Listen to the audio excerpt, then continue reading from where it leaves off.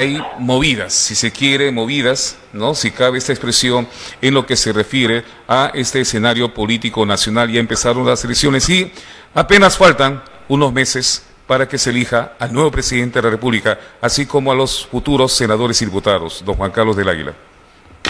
Sí, mi querido Héctor, efectivamente, yo estoy en Lima en este momento, acabo de llegar del extranjero hace un día y estoy camino para Iquitos en los próximos días también, pero justamente hoy lunes, mañana martes, voy a estar por el centro de Lima inclusive, hoy día lo estuve temprano, y claro, hay algunas manifestaciones que se están dando, sobre todo de un sector pequeño de la población que se centraliza básicamente en la avenida Bancay, en las puertas del Congreso para protestar, pero poniéndolo en contexto, es una protesta que se da de manera sectorizada, porque en el resto de la población en Lima, y sobre todo en el interior del Perú, hay una total normalidad de las operaciones diarias, de las actividades diarias, ¿no? Entonces, a veces la prensa nacional exagera demasiado con sus informes, seguramente con algunas intenciones también, pero no se puede negar que hay una pequeña protesta que se da todos los días y a cada momento por el centro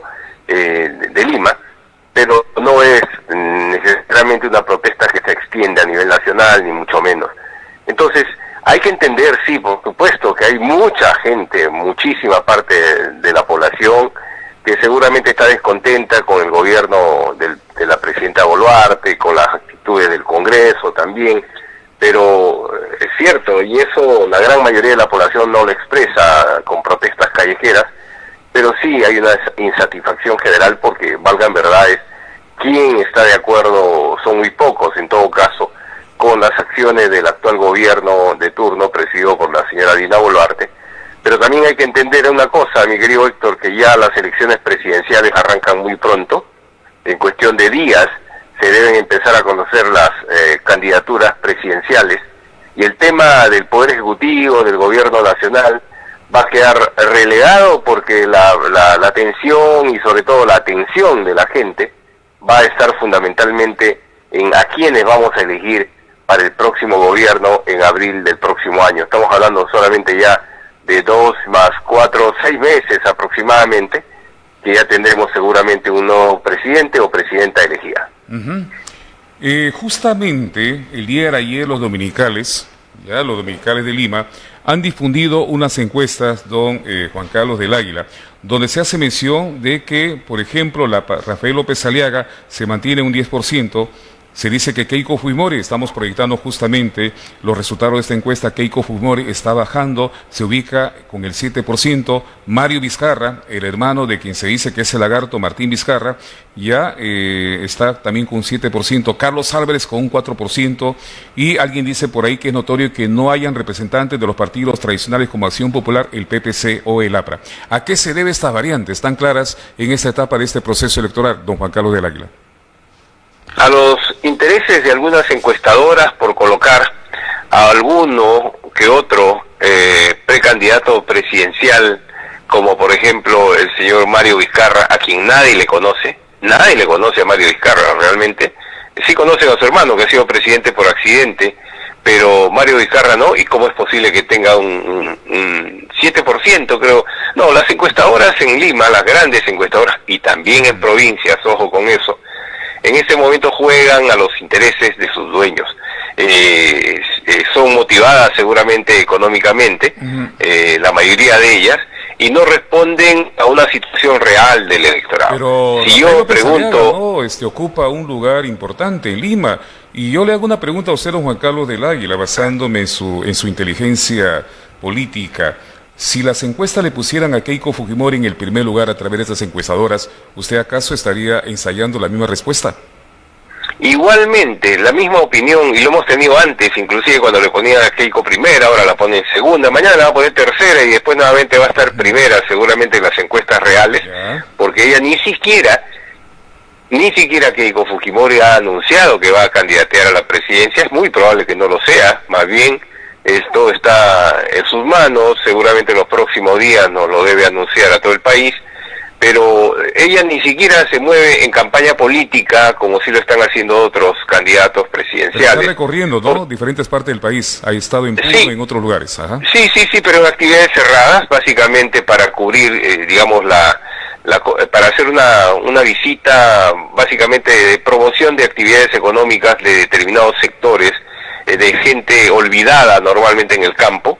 Por ejemplo, va al norte, va al sur, acaba de estar en Puno, acaba de estar en Trujillo, dentro de 4 días va a estar en Iquitos, pero son actividades cerradas para solamente un determinado público, no por un tema de campaña política, porque si no, estaría haciendo presentaciones en plazas públicas, desplazamientos, se va solamente a cumplir una actividad específica y nuevamente está retornando. Claro. Por eso digo, no está en campaña presidencial.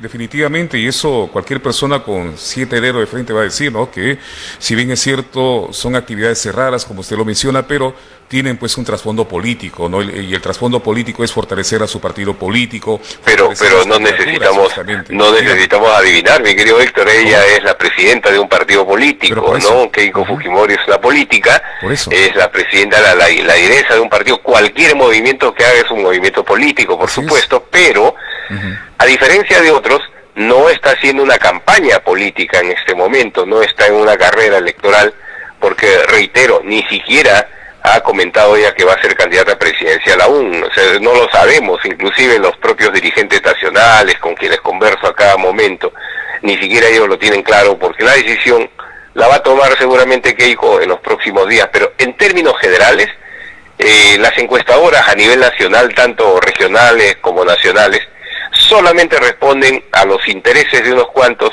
Hoy te ponen primero, si tú quieres, y con un 20, un 30, porque he visto encuestadoras en Iquitos que realmente exageran, ponen 20, 25%, como si tuviera un candidato, lo cual por supuesto es falso.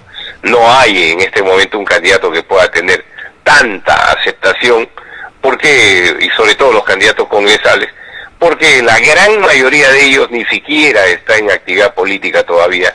Ya se verá más adelante, el suelo está parejo para todos. El suelo está parejo para todos, ¿no? O sea, desde su punto de vista, ya a su juicio, Rafael López Aliaga no tiene lo que se dice que tiene esa encuestadora, 10% de aprobación. Todos sabemos que es un tipo beligerante, ¿no? Que siempre se refiere a periodistas, a políticos, así, ¿no? Con frases desdeñosas, ¿no? Siempre hace uso de frases peyorativas y de cosas por el estilo. Esa es su personalidad.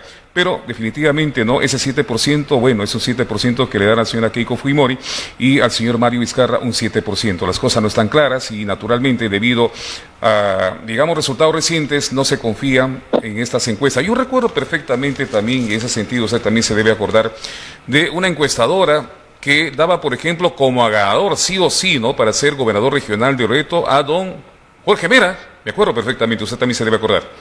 Y a Roger Groner como el alcalde de Mayna. Sin embargo, los resultados en esas elecciones de 2020 fueron completamente distintas, ¿eh? Los resultados fueron completamente, diametralmente opuestos, don Juan Carlos del Águila. Por eso nadie cree en las encuestas, mi querido Héctor, porque hoy te ponen a una persona de candidato número 1, mañana te ponen a otro. Hoy en Iquitos, reitero, estamos viendo encuestas que realmente son jalada del cabello, o sea, y eso responde a intereses económicos, porque te ponen pues como candidato regional a alguien que no tiene esa votación en este momento, o candidato al Senado o a diputado a fulano, sutano, que tampoco tiene tan nivel de aceptación, porque la gran mayoría de la población todavía no ha decidido su voto, y eso se verá cuando realmente empiece la campaña electoral, que va a ser ya formalmente a partir de enero próximo, ¿no? Una vez que las candidaturas resulten elegidas en las elecciones internas que van a haber. Y eso se verá en su momento, pero hoy no hay un candidato presidencial al Senado o a diputados que pueda decir, no, yo tengo 20, tengo 30%, porque realmente la población aún no ha tomado decisiones. Y por eso cuando me mencionas a López Aliaga, que valgan verdades, en Lima tiene también un gran porcentaje de rechazo porque no ha cumplido con las expectativas de la población. Básicamente su nivel de aceptación es en distritos como San Isidro, como Miraflores, los distritos pitucos de Lima, pero la base popular no la tiene, y mucho menos aceptación tiene a nivel nacional. O sea, él es un candidato básicamente limeñocrático. Sin embargo, Keiko Fujimori, por ejemplo, sí, donde vaya tiene respaldo popular. Ella representa un partido realmente con connotación popular, y eso se verá en su momento cuando, si es que ella así lo decide, sea candidata presidencial.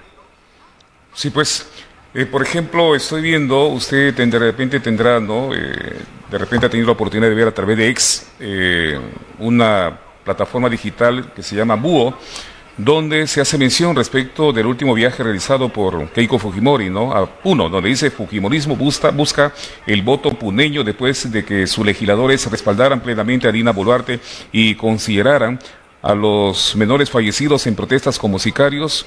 Ella está allí en Puno buscando justamente el respaldo de la población de esa parte del país.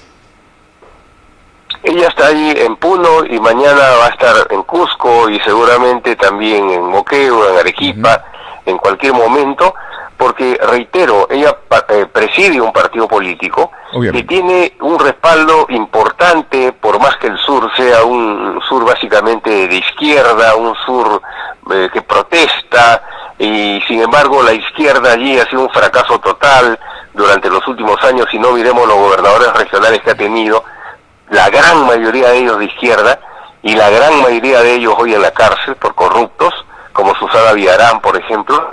Entonces, esa es la izquierda peruana, y lo que hace Keiko básicamente es ir a donde hay un buen recuerdo del presidente Fujimori y de su padre, donde ella también ha sabido cosechar votación importante en las 3 últimas elecciones presidenciales, y estoy seguro que volverá al sur cuantas veces sea necesaria en campaña política, pero por hoy ha ido básicamente para cumplir con este recorrido que está haciendo por todo el Perú, sin aspavientos, sin campaña política, sin exposición en plazas públicas. Todavía no ha tomado la decisión ella en ese sentido. De repente más adelante no empieza ya a hacer uso de los espacios públicos justamente para, si en el caso, bueno, en el hipotético caso de que ella no sea oficialmente presentada como candidata a la presidencia de la República, pero sí para presentar a aquellos que evidentemente tendrán que no ocupar cargos públicos más adelante, a partir del 2026. Usted, don Juan Carlos del Águila, a través de las redes sociales ha publicado su opinión, incluso reels, ¿no?, que dan cuenta acerca de la construcción de parques industriales. Usted pone acá su punto de vista, ¿no?, y de zonas económicas especiales. Ya ha estado presente en importantes eventos. ¿Qué otros alcances nos podría dar acerca de una propuesta tan interesante como esa, don Juan Carlos del Águila? Efectivamente, Héctor, acabo de retornar de participar durante poco más de 15 días en un foro internacional sobre la construcción de parques industriales y de zonas económicas especiales en el Perú, especialmente organizado por la República Popular China. Acordémonos que ese país tiene el éxito económico fundamentalmente por el desarrollo de sus zonas económicas especiales, que son territorios que en su momento, allá por los años 70, por los años 80, supieron, digamos, su gobierno, el gobierno de turno, promover actividades de libre mercado en un país comunista. Y esa es una contradicción que realmente bien vale la pena resaltar, ¿no? Como todos sabemos, en China gobierna el Partido Comunista, pero cualquiera que visita China podrá comprobar que el comunismo está básicamente, seguramente enquistado en el Palacio Nacional, en el Palacio de Gobierno, pero no solamente los extranjeros, que cada día son en mayor número, sino los propios ciudadanos chinos desarrollan sus actividades económicas con total libertad. Ellos pueden organizar o desarrollarse personal, profesionalmente, empresarialmente, en la actividad que así lo desean. Si quieren y trabajan duro y tienen éxito, pueden ser millonarios, como una gran parte de los ciudadanos chinos son millonarios y multimillonarios hoy en día.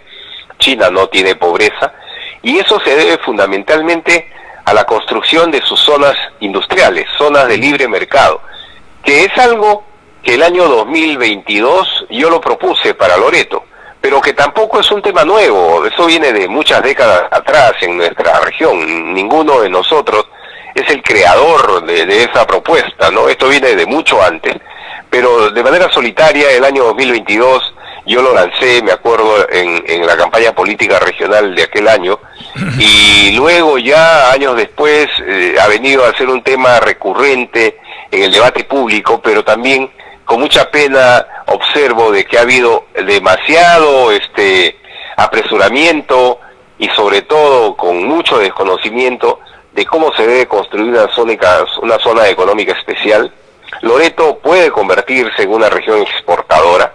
La economía de nuestra región va a cambiar cuando Loreto realmente sea una región en la que no solamente sus productos nativos, sino productos de tecnología o de desarrollo de inteligencia artificial que podemos crear en la región Loreto, se pueda exportar, ¿no? Entonces estamos hablando de otros conceptos que hoy en día ya no van solamente por el lado del aguaje, del paiche, o del caimito, o de cualquier otro producto nativo que podamos tener. Una región puede ser próspera si es que desarrolla actividades de exportación.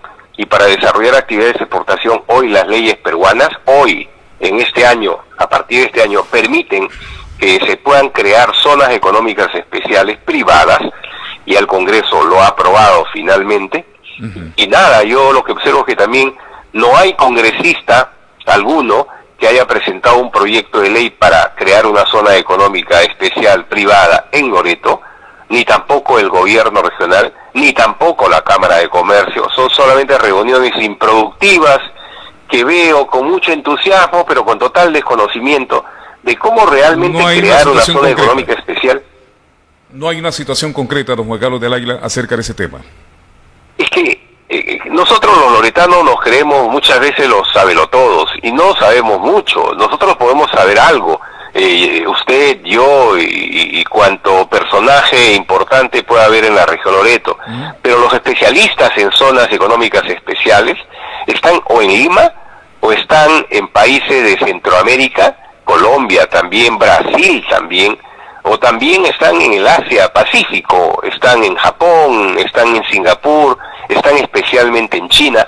Hay que traerlos de Colombia, de Costa Rica, de Panamá, ¿no? Hay que traerlos de las zonas económicas donde son exitosas, o del Asia también hay que traer a los especialistas para que enseñen a las autoridades peruanas cómo realmente se debe construir una zona económica especial, y no estemos creando pues humo, cortinas de humo o torres de fantasía sobre zonas económicas que en el papel solamente existen, pero que en la práctica no tienen ningún punto de origen real, porque ni siquiera una propuesta de ley hay en ese sentido. Ni la Cámara de Comercio ha sido capaz de crear una iniciativa legislativa, ni el gobierno regional, que tiene una serie de profesionales ahí dentro, ni mucho menos un congresista, ¿no? Que reitero, hoy en día sí se puede hacer propuesta de zonas económicas especiales porque ya hay una ley aprobada.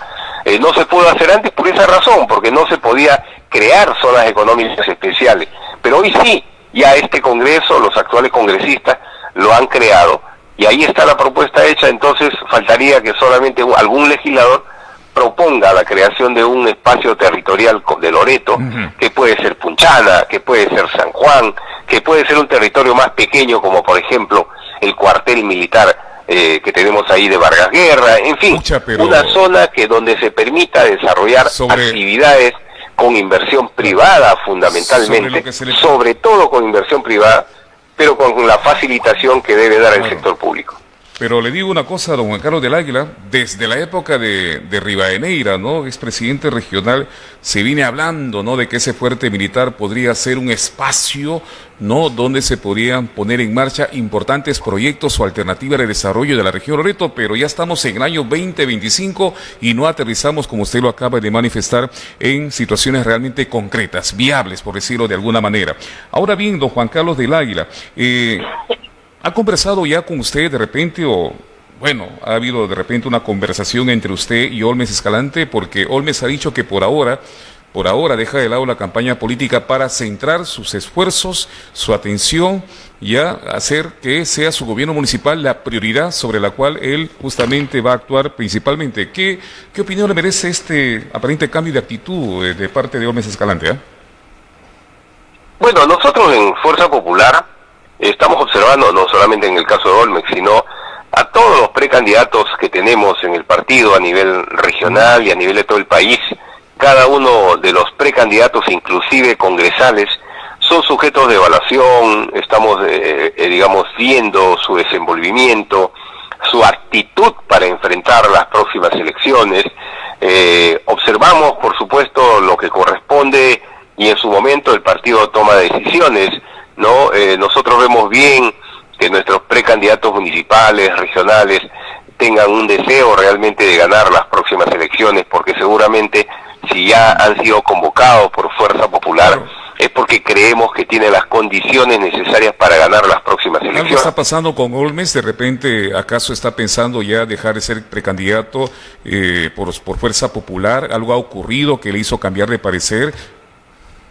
No creo, ¿no? Porque he conversado con él y nos señala de que él está con la mejor voluntad de, primero, de hacer su gestión distrital, lo cual por supuesto es importante y es necesario destacar. Él tiene una prioridad en ese sentido y eso se respeta, pero también el partido por supuesto exige que haya una participación activa del precandidato regional, del precandidato municipal en el desarrollo de sus actividades políticas de cara a la contienda electoral del próximo año, no solamente en la contienda regional o municipal, sino también en la contienda presidencial, congresal, porque todos los precandidatos de Fuerza Popular son soldados para lograr la victoria de abril y de octubre próximo. Son dos escenarios electorales por los cuales el partido se está organizando, se está preparando. Estamos trabajando una serie de estrategias para la campaña electoral y lo que queremos es acompañamiento efectivo de los precandidatos que hoy lo son y que mañana se van a convertir seguramente en candidatos. Claro, porque cuando alguien que es candidato o precandidato dice cosas como las que dijo Olmes, genera cierta confusión, genera suspicacia, y de repente hasta los que estaban apoyándolo a él, ¿no?, en esta aventura política, deciden decirse a sí mismo, bueno, de repente ya el hombre no tendrá las ganas para seguir siendo precandidato, entonces apuntemos nuestro esfuerzo, nuestro apoyo a otras personas. Todo eso a veces puede pasar. Hace poco, don Juan Carlos del Águila, la congresista Marta Moyano, recientemente, hace apenas unos días atrás, dijo lo siguiente, ya para un medio de comunicación capitalino, donde ha definido de que ella considera que Keiko Fujimori es la candidata natural del partido, ¿no?, Fuerza Popular para las elecciones presidenciales.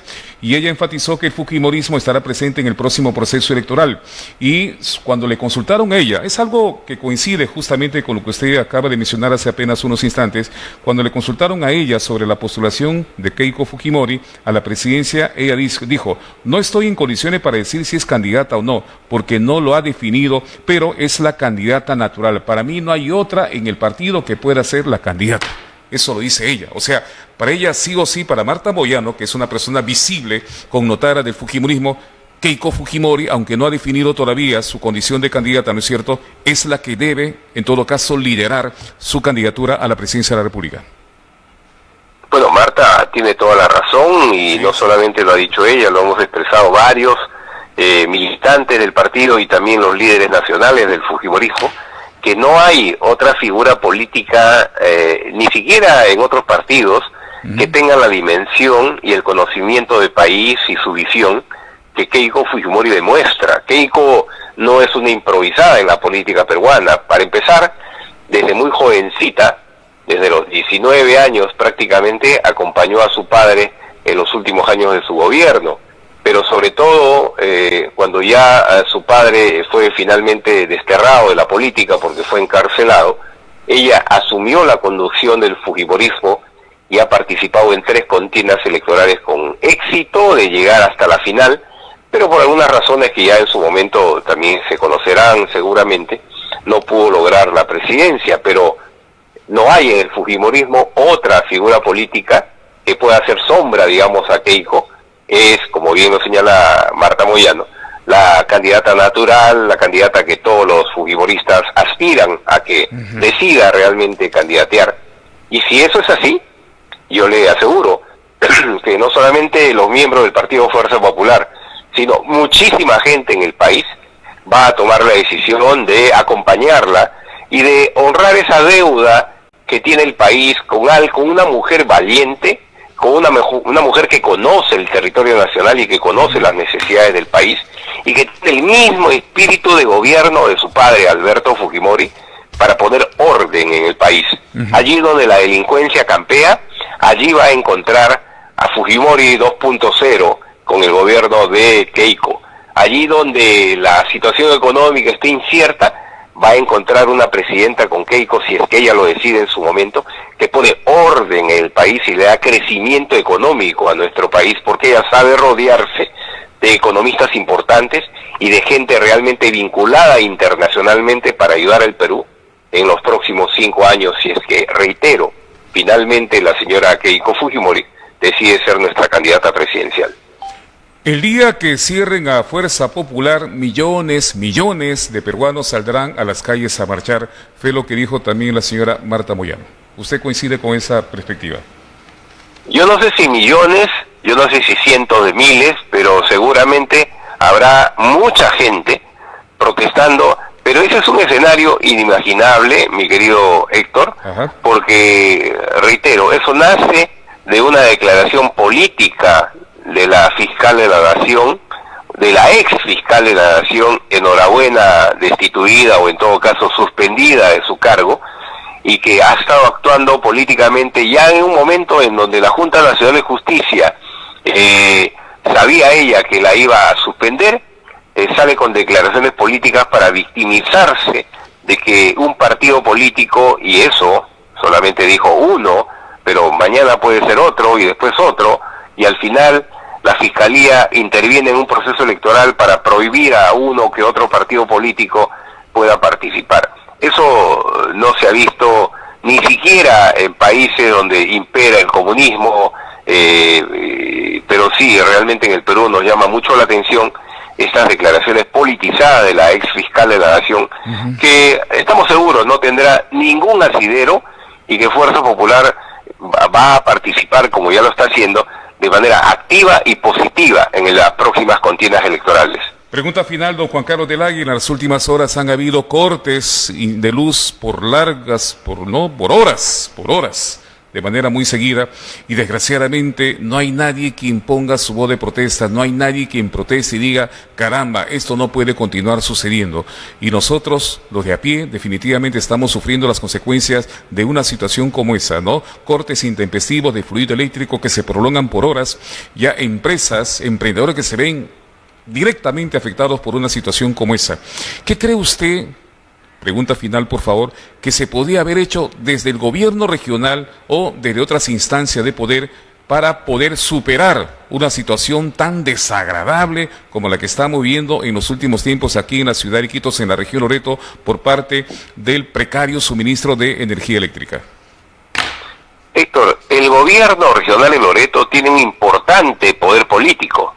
El problema es que el gobernador René Chávez no tiene poder político ni estatura política para resolver los principales problemas que tiene nuestra región.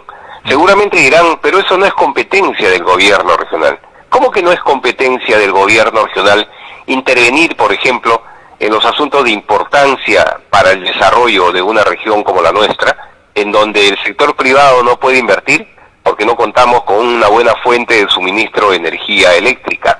Allí tiene que intervenir el gobierno regional, en el peor de los casos, gestionando alternativas para que inversionistas privados, porque no esperemos todo del sector público, no esperemos que todo lo resuelva el Ministerio de Energía, que todo lo resuelva papá gobierno. No, el gobernador lo que tiene que hacer es ser un gestor, y René Chávez no es un gestor, es un operador político que veo que se está seguramente entreteniendo mucho con algunas licitaciones importantes, quizás para asegurar algún tema económico, me pregunto, pero él no es un gestor público eficiente, ni mucho menos, porque realmente un verdadero gobernador estaría resolviendo o ayudando a resolver el déficit energético, por ejemplo, que tenemos en la región Loreto, convocando a capitales asiáticos, a capitales norteamericanos, a capitales europeos inclusive, para que instalen plantas de fotovoltaicas en nuestra región y haya oportunidades de desarrollo energético y sobre todo cubramos déficit o brechas que tenemos para que haya más inversión privada. Si nosotros no promovemos inversión privada desde el gobierno regional, mi querido Héctor, no habrá reactivación económica en la región. Y si es que no invertimos principalmente en salud, yo diría número 1 en salud y número 2 en educación, si es que no invertimos fuertemente en esos sectores, no habrá competitividad regional. Y si eso no lo entiende un candidato regional, y si eso no lo entiende quien pretende ir a la Cámara de Diputados o a la Cámara de Senadores, yo le diría al pueblo de Loreto, sepan elegir bien en las próximas elecciones a candidatos que realmente tengan conceptos claros de cómo enfrentar el desarrollo de nuestra región, que hace rato Loreto lo necesita. Don Juan Carlos del Águila, muchas gracias por sus declaraciones y ya habrá una siguiente oportunidad para poder estar así en contacto con su persona y conversar con estos temas que son de interés público, ¿eh? Muy buenas noches. Las gracias a usted, mi querido Héctor. Un saludo cordial a todos sus televidentes. Un abrazo cordial. Gracias. Ha sido don Juan Carlos del Águila Cárdenas, ex congresista de la República. Vamos a una pausa comercial y volvemos con lo último del programa.